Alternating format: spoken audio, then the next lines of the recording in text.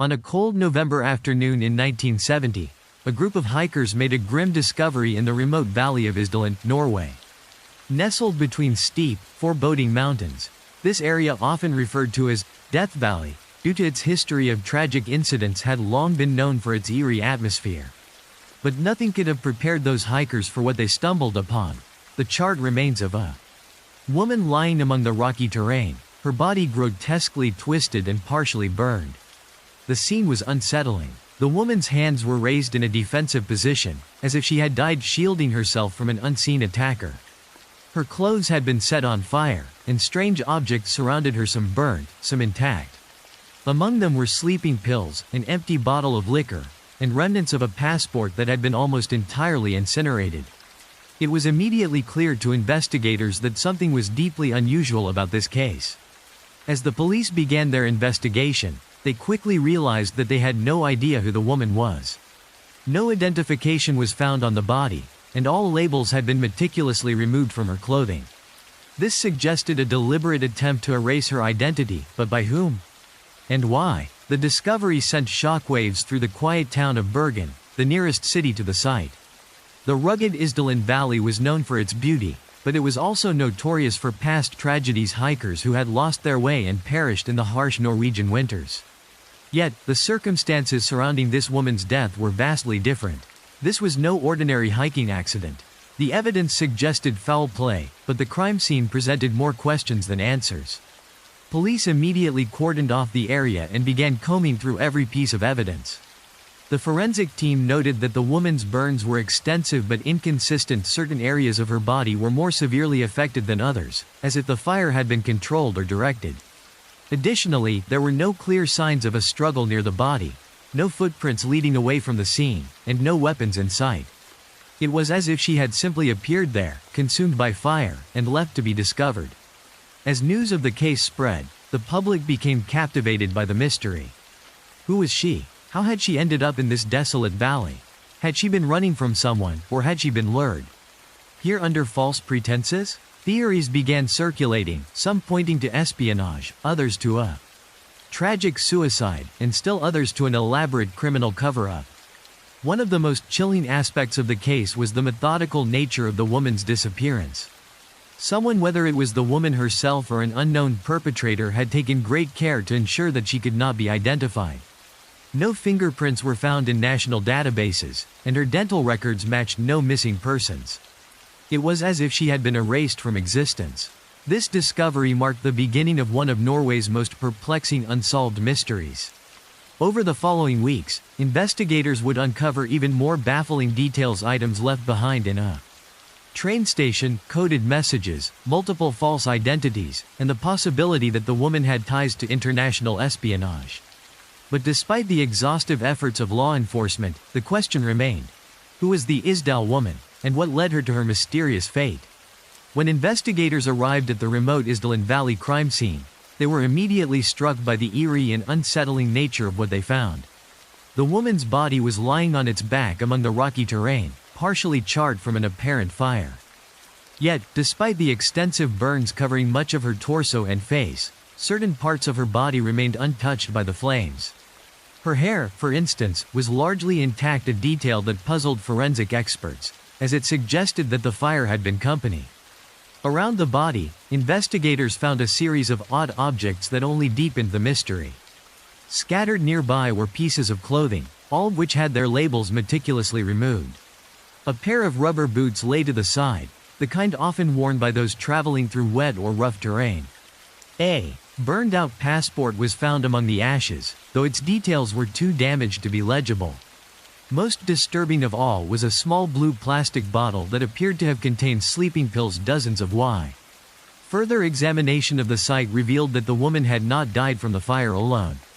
Forensic experts determined that she had consumed between 50 and 70 phenobarbital tablets, a dose large enough to be lethal. However, her cause of death remained inconclusive. Had she deliberately ingested the pills as a form of suicide, or had someone forced them upon her? The positioning of her hands in a defensive posture seemed to indicate she had been conscious and possibly struggling at some point.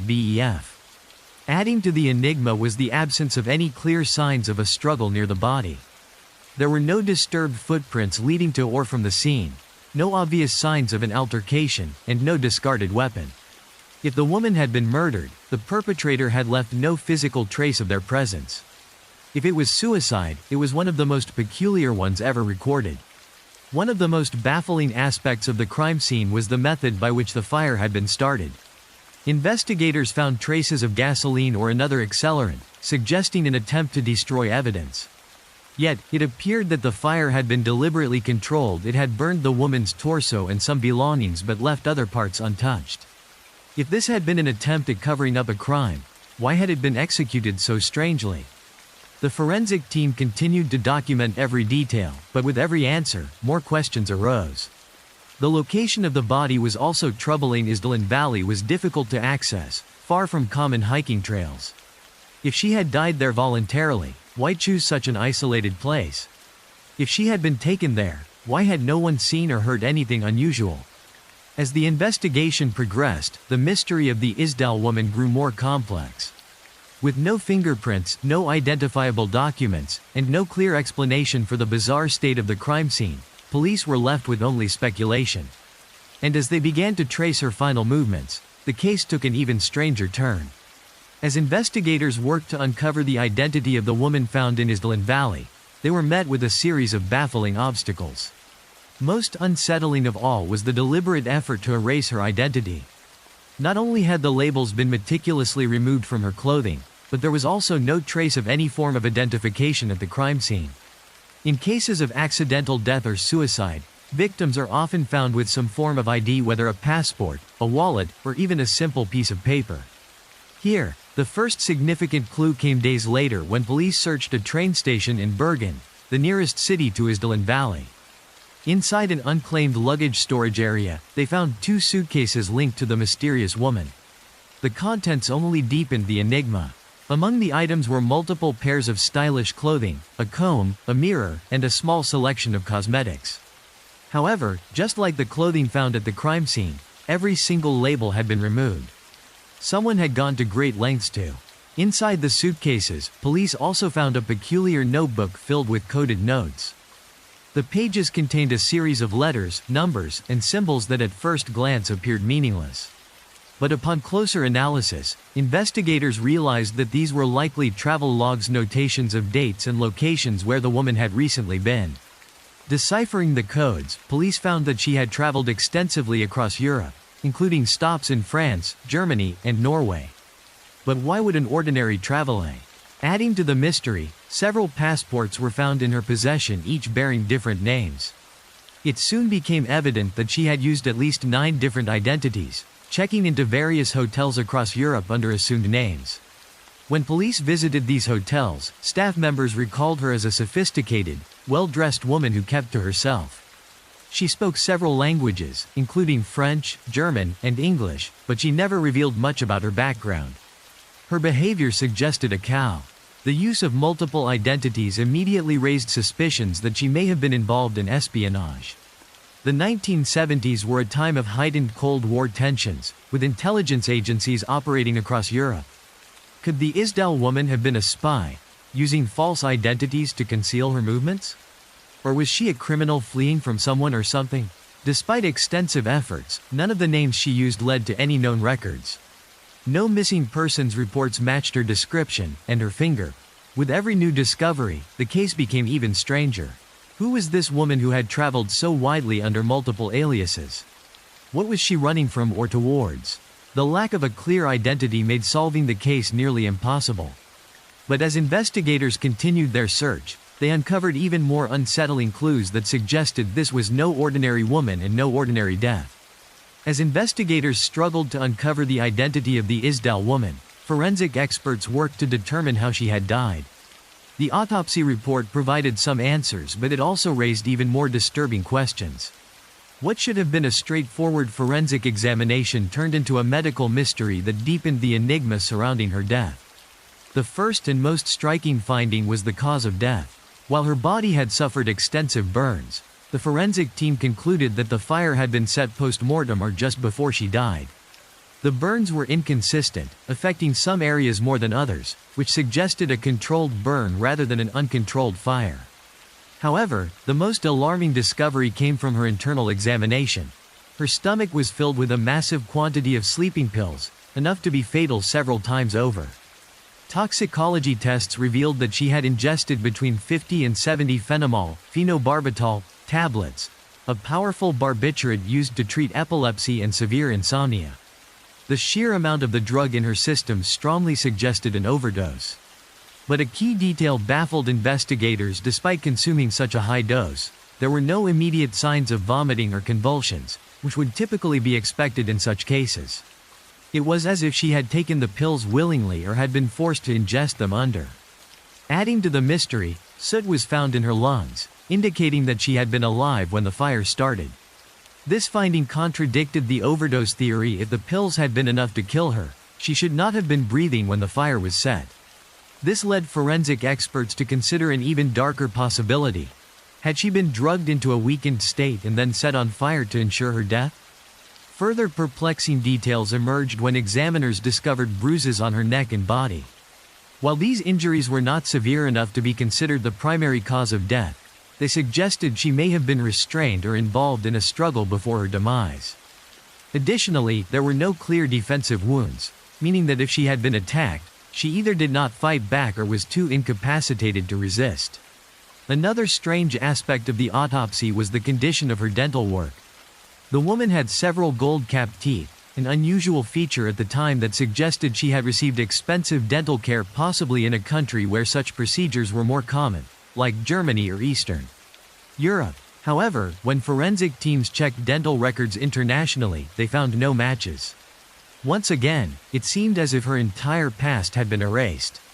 Despite these troubling findings, authorities hesitated to officially rule her death as a homicide.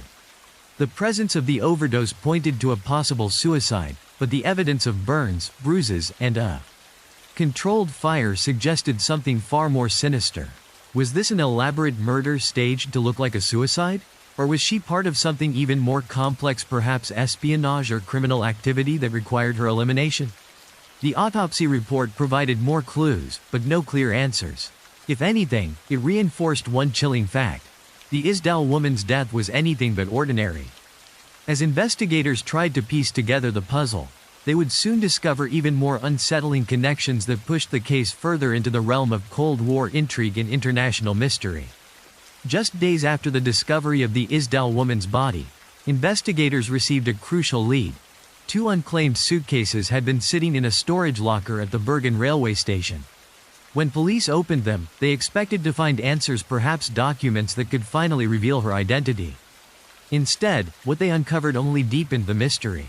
Inside the suitcases were an assortment of personal items, yet every single one of them seemed carefully curated to conceal who she was. Among the company, one of the most intriguing finds was a set of meticulously kept notes written in an unknown code. The pages were filled with sequences of letters and numbers that appeared meaningless at first glance.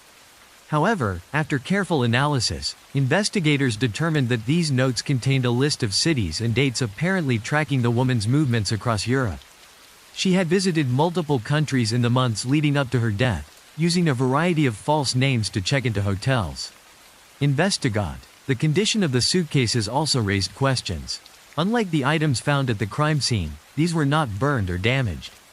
This suggested that either the woman had left them behind before heading into Isdal Valley, or that someone else had placed them there after her death. But if she had voluntarily stored them, why did she take none of their contents with her? The presence of cosmetics and elegant clothing implied that she had been living a double life, switching between identities, adjusting. Adding to the enigma, hotel staff from various locations across Europe recalled the woman but described her differently. Some remembered her as blonde, others as a brunette. Some said she spoke fluent French, while others recalled her using German or broken English. These conflicting descriptions reinforced the theory that she had been wearing wigs and disguises, perhaps to evade detection, or as part of a larger, more secretive operation. Another notable absence was any form of cash, personal letters. Despite extensive efforts, investigators were unable to trace the origins of most of the items. It was as if the woman had carefully planned her disappearance, erasing every possible connection to her past. The presence of multiple false identities, coded messages, and travel records pointed to something far more complex than an ordinary case of suicide or accidental death. With the suitcases yielding no definitive answers, the police turned their attention to what they had left eyewitness accounts say. Among the most perplexing discoveries in the Isdal woman case was a small notebook found inside one of her suitcases. Unlike an ordinary travel diary or journal, this notebook contained no personal reflections, addresses, or names. Instead, it was filled with cryptic sequences of letters and numbers, written in a structured format that made little sense at first glance. Investigators quickly realized that this was not an ordinary set of notes, it was a code. The pages were filled with seemingly random combinations: O29P, S36K, W25G. For days, police puzzled over these notations, trying to decipher their meaning. Finally, a breakthrough came when a detective noticed a pattern in the sequences. The symbols did not represent words but locations and dates. The woman had been keeping a record of her travels, documenting the cities she had visited and the times she had stayed there. Each letter corresponded to a different city, and the numbers indicated the dates of her arrival or departure. When police cross-referenced these coded entries with hotel records, they found a match. The Isdal woman had traveled extensively through Europe, staying in at least 9 different countries under multiple aliases. She had used various passports and frequently changed her appearance, sometimes blonde, sometimes brunette. This confirmed what investigators had suspected all along. She had been using disguises to move undetected. The implications were unsettling. Why would someone go to such great lengths to erase their identity? Who needed to document their movements in such a meticulous, coded format? The answer that seemed most plausible was espionage. The Cold War was at its peak in 1970, and intelligence operatives from both Western and Eastern Bloc nations were known to use encrypted messages to track their operations. Experts in cryptography were called in to analyze the code further, searching for additional meanings beyond simple travel records. Some speculated that the numbers could indicate rendezvous points or secret meetings. Others believed the system was a form of dead-drop communication, where messages were left at specific locations for other agents to retrieve. The idea that the Isdal woman was a spy gained traction when police examined her behavioral patterns. Witnesses from various hotels described her as reserved, professional, and unusually cautious. She rarely made conversation, never revealed personal details, and often asked to change rooms shortly after checking in. These were all classic traits of a covert operative avoiding surveillance. Adding to the intrigue, some intelligence experts suggested that she could have been involved in scientific or military espionage. Norway was home to sensitive NATO facilities and early nuclear research projects, making it a potential target for Soviet intelligence agencies. If the Isdal woman had been gathering information or passing along secrets, it would explain why someone might have wanted her silenced permanently. However, no intelligence agency ever came forward to claim her as one of their own. If she had been a spy, her handlers had already erased all traces of her existence. Whether she had been a double agent, an informant, or merely someone caught in a deadly web of Cold War intrigue, one thing was certain: her coded notebook suggested a life of secrecy, deception, and danger. Despite exhaustive efforts to decode more of her writings, no further breakthroughs were made. The code in the notebook remained as enigmatic as the woman herself, reinforcing the haunting question: was she a spy who knew too much, or an ordinary woman who had fallen into extraordinary circumstances? Whatever the answer, the presence of the cryptic messages only deepened the shadows surrounding the Isdal woman's final days. As investigators pieced together the Isdal woman's final days, they turned to eyewitness accounts from the various locations she had visited. Though she had taken great care to erase her identity, she had still interacted with people, hotel staff, shopkeepers, and travelers who provided glimpses into her mysterious life. One of the earliest and most detailed accounts came from a hotel receptionist in Bergen. She recalled the woman as elegant, well-dressed, and confident. She spoke multiple languages fluently, shifting between French, German, and English with ease. Unlike a typical tourist, she seemed to have no fixed itinerary. She would often request a change of rooms after only one night, sometimes even asking to move to a different hotel entirely. Several other witnesses confirmed similar details. A shop owner in Bergen remembered her purchasing expensive perfume and high-end clothing, suggesting that she was well-funded and accustomed to a life of luxury. Another reported seeing her in a cafe, where she sat alone, seemingly waiting for someone who never arrived. One of the most significant testimonies came from a hiker who claimed to have seen the woman in Isdal Valley days before her body was found.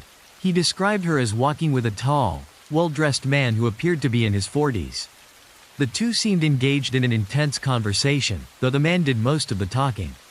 Strangely, when they noticed the hiker nearby, they immediately fell silent and left in a different direction. The description of the man did not match any known individuals connected to the case. Adding to the mystery, a taxi driver later reported picking up a woman matching her description from the Bergen train station. She had requested to be taken to a remote location near Isdal Valley but gave no specific reason for her destination. According to the driver, she was visibly nervous and kept glancing over her shoulder, as if she feared being followed. Another strange report came from an airline worker who claimed that the woman had inquired about flights to different European cities, asking about schedules and availability but never actually purchasing a ticket. Her indecisiveness combined with her use of multiple names raised suspicions among those who interacted with her. Despite these numerous sightings, no one could provide conclusive details about who she was or why she had come to Norway. Every encounter hinted at a woman who was both highly intelligent and deeply secretive. She seemed to be constantly on the move, never staying in one place for too long, and always cautious about those around her. With each testimony, the question grew: was she on the run? Was she involved in espionage, meeting with handlers in various locations?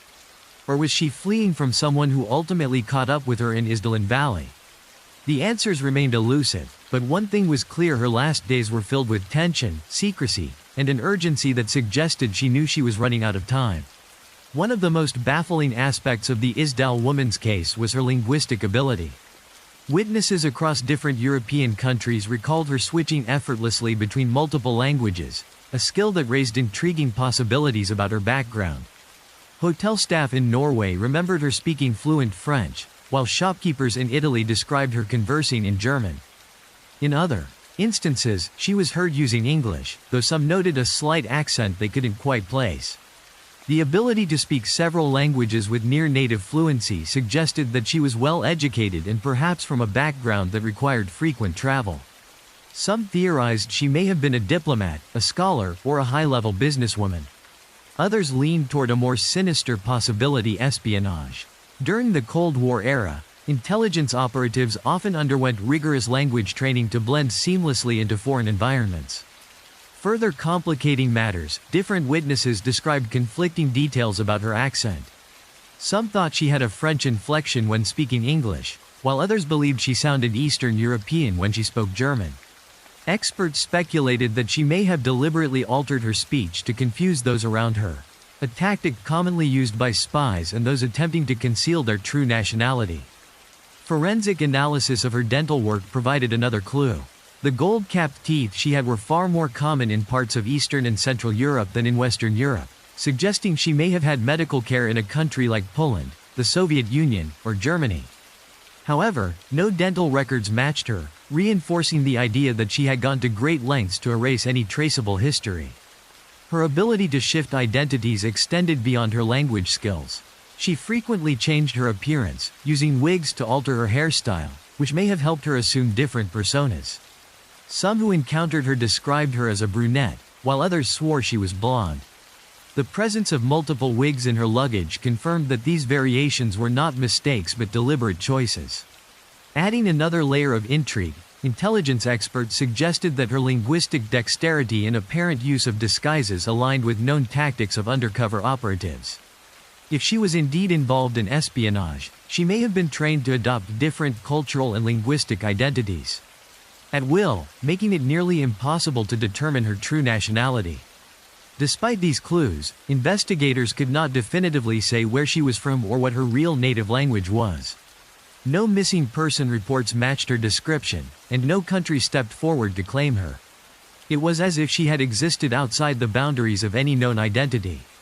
Who was the Isdal woman? Was she a secret agent, a fugitive, or someone caught in an international conspiracy? Her mastery of multiple languages only deepened the enigma, leaving behind more questions than answers. As authorities continued to search for leads, the mystery of her past remained as impenetrable as the case itself. As investigators delved deeper into the Isdal woman's mysterious past, one theory became increasingly difficult to ignore: was she involved in Cold War espionage? The year was 1970, a time when the world was gripped by intense geopolitical tensions between the Eastern and Western blocs. Norway, despite its relative neutrality, played a crucial role in NATO's intelligence operations, making it a hotspot for covert activity. The woman's behavior in the months leading up to her death fit the classic profile of an intelligence operative. She traveled frequently, using multiple false identities, changed hotels often, and avoided unnecessary interactions with strangers. She spoke several languages fluently, which would have allowed her to navigate different regions seamlessly. Most telling of all, she left behind coded notes that appeared to track her movements, something rarely done by ordinary tourists. The Isdal woman's presence in Norway also raised suspicions due to the country's strategic importance. During the Cold War, Norway housed secret NATO facilities and was involved in early nuclear research projects. Soviet intelligence agencies were known to have operatives in the region, monitoring military developments and attempting to extract classified information. If she was indeed a spy, was she working for a foreign government, or was she a double agent caught between conflicting interests? One particularly intriguing theory suggested that she had been gathering intelligence on Norwegian naval activities. At the time, NATO was conducting secretive submarine operations in the North Sea, an area closely monitored by both Western and Soviet intelligence. Some believed that the Isdal woman had been sent to collect sensitive information but had either failed in her mission or been exposed. Adding to this suspicion, several intelligence experts later pointed out that her case bore similarities to known Soviet espionage operations. The use of multiple passports, her sophisticated disguises, and the presence of an encrypted travel log all aligned with standard tradecraft techniques used by the KGB and other intelligence agencies. However, if she had indeed been a spy, the question remained who was responsible for her death. Was she eliminated by her own handlers to prevent her from leaking information? Had she been exposed by a rival agency and silenced before she could flee? Or had she simply been a civilian entangled in a web of espionage beyond her control? Despite multiple theories, no intelligence agency ever came forward to claim her, nor did any known government documents reference her existence. If she had been part of an espionage operation, her handlers had ensured that every trace of her past was wiped clean. Whether she was a Cold War spy, a political asset, or an unfortunate casualty of global intrigue, the Isdal woman's case remains one of the most compelling unsolved mysteries of the era. Her death, shrouded in secrecy, continues to fuel speculation. Was she a victim of international espionage, or was she simply a woman who knew too much? One of the most intriguing elements of the Isdal woman case was the presence of an unidentified man who was reportedly seen with her in the days leading up to her death. While much of her life remained shrouded in secrecy, several witnesses recalled seeing her in the company of a tall, well-dressed man, who appeared to be in his 40s. His identity, motives, and relationship with the woman remain one of the most enduring enigmas of the case. One hiker, who had been in Isdal Valley shortly before the woman's body was discovered, reported seeing her walking alongside this man. The two seemed deeply engaged in conversation, but when they noticed the hiker, they abruptly stopped talking and changed direction. This strange encounter left the witness with a lasting impression, as the woman appeared nervous or unsettled. Hotel employees in Bergen also described interactions that hinted at an unusual connection between the Isdal woman and her male companion. In one instance, the woman checked into a hotel alone but was later seen dining with a man who fit the same description.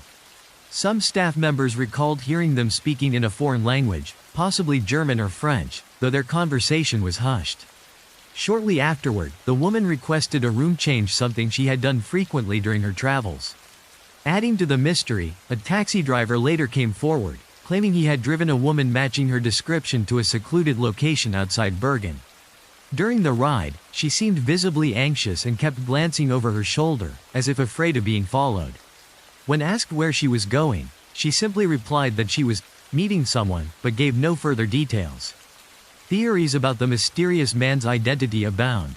Some believe he was a handler or contact from an intelligence agency, potentially meeting with the woman for a covert exchange of information. If she had been involved in espionage, he may have been her superior or someone sent to eliminate her after she had outlived her usefulness. Another possibility is that he was a romantic partner or accomplice in some unknown operation. Some investigators speculated that she might have been involved in illicit trade, espionage, or high-stakes smuggling, with the man serving as either her partner or her betrayer. If so, was he involved in her death, or had she been fleeing from him in the days before her demise? Despite repeated attempts to track him down, no one ever identified the man. He vanished without a trace, leaving behind only scattered accounts from witnesses who could never quite agree on the finer details of his appearance. Was he a crucial missing piece in the Isdal woman's story, or just another illusion in a case filled with unanswered questions? The man's presence remains one of the most frustratingly elusive aspects of the investigation. Whether he was an ally, an enemy, or something in between, his role in the final chapter of the Isdal woman's life remains a secret lost to time. As more details about the Isdal woman surfaced, investigators were forced to consider one of the most fundamental questions about her death. Was it suicide, or was she murdered? Both theories had supporting evidence, yet neither provided a definitive answer, leaving the case suspended in uncertainty. One of the strongest arguments for suicide was the discovery of a massive overdose of sleeping pills in her system. Toxicology reports confirmed that she had ingested between 50 and 70 phenomal tablets, an amount far exceeding a lethal dose. If she had wanted to take her own life, this would have been more than enough. Additionally, the presence of an empty liquor bottle near her body suggested that she may have consumed alcohol to amplify the effects of the drugs. Another key detail supporting the suicide theory was the methodical way she seemed to have erased her identity. The removal of labels from her clothing, the use of multiple passports, and the coded travel logs indicated that she had been preparing for something. Could it be that she was orchestrating her own disappearance, choosing an isolated valley as the final resting place where no one would ever find out who she really was? However, major inconsistencies cast doubt on the suicide theory. The most glaring issue was the presence of soot in her lungs. This meant that she was still breathing when the fire was set, suggesting that she had not died solely from the overdose. If she had intended to die from sleeping pills, why would there have been a fire at all? The controlled nature of the burn pattern raised further suspicions certain parts of her body were untouched by flames, as if someone had deliberately targeted the fire. The assassination theory gained traction when intelligence experts analyzed her case in the context of the Cold War. If she had been involved in espionage, it was possible that she had been eliminated to prevent her from revealing sensitive information. The use of multiple identities, encrypted notes, and her travel patterns all pointed toward a life of secrecy, one where betrayal could mean death. Some theorists speculated that she had defected from a government agency, and her handlers had silenced her before she could expose secrets. Others believed she might have been a courier, transferring critical information between intelligence networks. If she had been compromised, a staged suicide could have been the perfect way to eliminate her without drawing suspicion. Yet, despite these theories, there was no concrete evidence to confirm an assassination. No known intelligence agency claimed her, and no official documents linked her to espionage. If she had been killed, the operation had been executed flawlessly, erasing all traces of who she was and why she had to die. The truth remains elusive. Whether the Isdal woman took her own life or was silenced by forces unknown, the circumstances surrounding her death ensured that her story would endure as one of history's most enigmatic mysteries. Decades after the discovery of the Isdal woman, advancements in forensic science provided new hope for solving the mystery. While traditional investigative methods had failed to reveal her identity, modern DNA technology promised a fresh approach. In 2017, Norwegian police announced that they would conduct a genetic analysis of the woman's remains, searching for previously undetectable clues hidden in her DNA.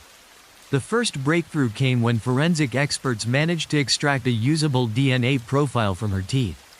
This was a significant development, as earlier attempts to identify her through fingerprints and dental records had been fruitless. With this new genetic data, researchers hoped to determine her ancestry, possibly linking her to a specific country or region. When the results came back, They suggested that the Isdal woman had genetic markers commonly found in European populations, particularly in France and parts of Eastern Europe. This aligned with previous speculation based on her appearance, dental work, and linguistic abilities. However, it did not provide an exact nationality, leaving her origins open to interpretation. Genealogical research became the next focus. Investigators uploaded her DNA profile to international ancestry databases, searching for potential familial connections. This method had been successfully used to solve other cold cases, including the identification of long-lost murder victims and even the capture of serial killers. However, in the case of the Isdal woman, no direct relatives were found. The lack of matches raised further questions: had her family deliberately erased her records, or was she from a region where DNA data was not widely collected? Another possibility was that she had lived under a false identity for most of her life, making it difficult to link her to existing records. Some experts theorized that she may have been part of an underground network or intelligence agency that ensured its members left no paper trail. If this was the case, her DNA could confirm her European origins but little else. Despite the limitations, the forensic advancements were not entirely fruitless. The DNA evidence helped rule out certain previous theories, including speculation that she was of Middle Eastern or Asian descent. It also indicated that she was not a recent immigrant to Norway but had likely lived in Europe for an extended period before her death. While the results did not provide a definitive identity, they represented a significant step forward in the investigation. Researchers hope that as DNA databases continue to expand, future comparisons might eventually lead to a match. Until then, the Isdal woman remains an enigma, her genetic footprint offering tantalizing hints but no definitive answers. With the introduction of forensic genealogy into modern policing, there is still hope that one day, a distant relative may unknowingly provide the key to unlocking her true story. Until that moment arrives, she remains a ghost of history, suspended between the past and the present, waiting for her secrets to be uncovered. From the moment the Isdal woman's body was discovered, the Bergen police faced an investigation unlike any they had encountered before. The mysterious circumstances of her death, combined with the deliberate efforts to erase her identity, made solving the case exceptionally challenging. However, as the years passed, critics began to question whether law enforcement had mishandled crucial aspects of the investigation, potentially allowing key evidence to slip away. One of the most persistent criticisms was how the crime scene had been managed. While forensic techniques in 1970 were not as advanced as they are today, investigators still made crucial mistakes that hindered progress. Early reports indicate that police allowed multiple people to walk through the site before it was properly secured, potentially contaminating evidence. Footprints, which could have helped determine whether someone else had been present, were not carefully documented, and certain items appear. Another troubling aspect of the case was the handling of the woman's personal belongings. Her suitcases, found in a railway station storage facility, contained items that could have provided valuable clues. Yet, despite the significance of this discovery, some of the objects were disposed of over the years, including cosmetic containers and the fragments of burned paper found at the crime scene. This destruction of potential evidence raised concerns about whether police had been too quick to dismiss perhaps the most controversial issue was the decision to cremate the woman's remains before further forensic analysis could be performed. While forensic practices in the 1970s did not anticipate the advancements of modern DNA analysis, this action effectively eliminated any future possibility of conducting further examinations on her body. Many have speculated that if her remains had been preserved, today's forensic methods could have revealed her identity. There were also suspicions that Norwegian authorities may have been pressured to close the case prematurely. Given the Cold War context and the possibility of espionage involvement, some theorists have suggested that international intelligence agencies may have intervened behind the scenes. The police, whether knowingly or unknowingly, may have been discouraged from pursuing certain leads, particularly those pointing to a covert operation. Despite these setbacks, the Bergen police have maintained that they did everything possible to solve the case with the resources available at the time. In later years, they reopened parts of the investigation, seeking new insights through DNA analysis and re-examining old witness testimonies. While these efforts brought fresh attention to the case, they did not yield the breakthrough needed to finally identify the woman. The handling of the Isdal woman's case remains a subject of debate among investigators, journalists, and true crime enthusiasts. Whether the missteps were due to procedural errors, lack of resources, or external pressures remains unclear. What is certain, however, is that the failures of the initial investigation left many unanswered questions that continue to haunt those who seek the truth about the woman who vanished into the shadows of Isdal Valley. More than 5 decades after her discovery, the mystery of the Isdal woman continues to captivate the public, fueling countless theories, books, documentaries, and podcasts. Unlike many cold cases that fade into obscurity, her story has persisted, evolving into a legend that intertwines fact with speculation. But why has this particular case remained so deeply ingrained in public consciousness? One reason is the sheer number of unanswered questions surrounding her life and death. Every revelation in the case only seemed to create more mystery. Who was she? Why did she travel under multiple false identities? Why was she carrying coded messages? And perhaps most disturbingly, was she murdered, or did she choose her own fate? The lack of definitive answers has allowed room for endless speculation, drawing in armchair detectives and professional investigators alike. Theories about the Isdal woman's identity and fate have ranged from the plausible to the outlandish. The most widely accepted theory remains espionage. Many believe she was a Cold War spy, possibly working for Soviet intelligence or another foreign agency. Her use of multiple passports, disguises, and coded notes aligns with known espionage tactics of the era. However, without direct proof, this theory remains just that, a possibility rather than a conclusion. Other theories suggest that she was involved in an underground criminal network, perhaps engaged in smuggling or illegal trade. Some have speculated that she may have been fleeing from someone, perhaps a powerful figure or organization that ultimately caught up with her. The controlled fire at the crime scene suggests that someone went to great lengths to ensure that identifying details were destroyed. In popular culture, the case has taken on an almost mythical status. Multiple true crime documentaries and books have been dedicated to uncovering her story. Investigative journalists have attempted to retrace her final movements, interviewing surviving witnesses and experts in an effort to bring closure to the case. Podcasts exploring her story have gained international audiences, cementing her status as one of history's greatest unsolved mysteries. The Isdal woman has also inspired fictional adaptations, with elements of her story appearing in crime novels, films, and television series.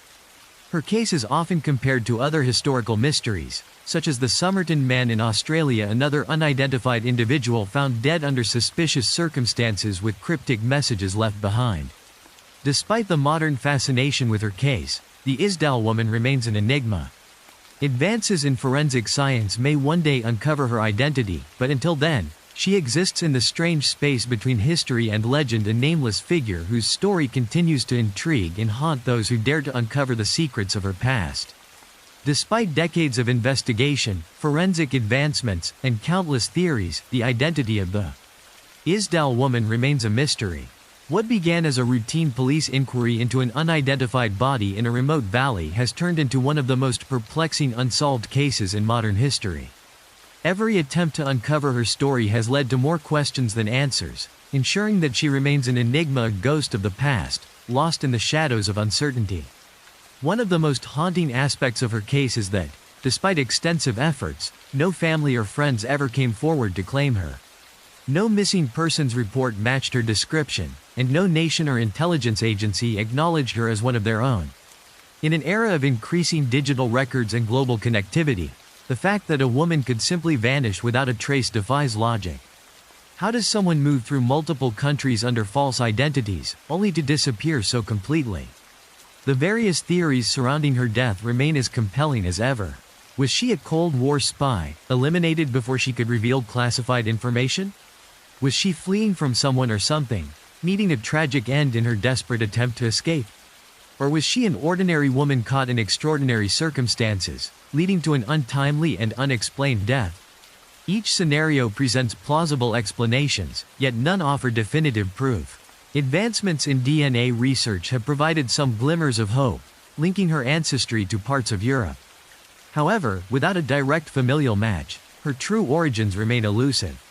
Investigators and true crime enthusiasts continue to analyze the case, hoping that new forensic technology or a chance discovery might finally provide the answers that have evaded them for more than 50 years.